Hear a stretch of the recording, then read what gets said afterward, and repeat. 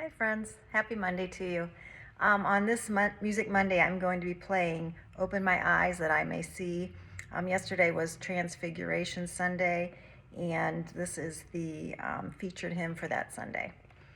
Waking up, it really is an amazing process. At one moment, you are sound asleep, perhaps dreaming, perhaps not.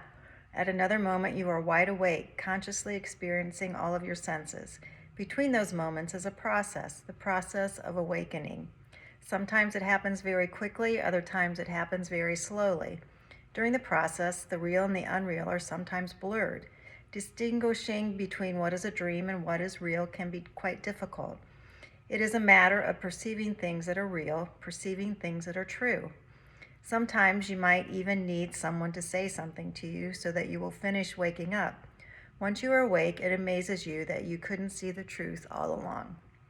The lectionary passages this week all have something to do with the way that people perceive God and understand God. In a sense, it is about being awake to the reality that is God. Moses prepared to go up on a mountain to receive God's law. He and all of the people of Israel could see signs of God's presence on that mountain. Moses could have decided to portray God to the Israelites in a form that the people might have wanted. Read on in the story, and you will find that the people's vision of God did not correspond with the reality of God. Fortunately for Israel and for us today, Moses was awake. He opened his eyes to see the true God. The psalmist continually uses perceptions and images to help us understand the truth of who God is. In these psalms, he declares the power and holiness of God. The gospel story of the Transfiguration is rich in images and symbolism. When the disciples began focusing on the event instead of focusing on the Lord, a voice from heaven gave them a wake-up call. The lesson from the epistles reminds us that we need to look for what God does and not for what we think God should do. Revelation of these realities in the scriptures is a blessing. Knowing what is real and true is absolutely critical in every part of our lives. Every action should be based on what is real, not what is imaginary and merely deemed or perceived. Indeed, our lives and the safety of those around us can be jeopardized if the choices that we make are not grounded in truth. This is so in our spiritual lives, just as it is in our physical lives. God is real, His word is true. Through it, we can know the path that leads to life. We can see the path, we can hear the path. We can share the good news about the path through what we say and what we do. And we should actively look and listen and speak to know and to share God's truth for our lives and for this world. This week featured hymn, Ask for God's help in seeing, in hearing, and in sharing. The words and music were written by Clara H. Scott, who was a native of Illinois and taught music at the Ladies' Seminary in Lyons, Iowa. It is her only hymn in the United Methodist Hymnal, but it is one of the most popular.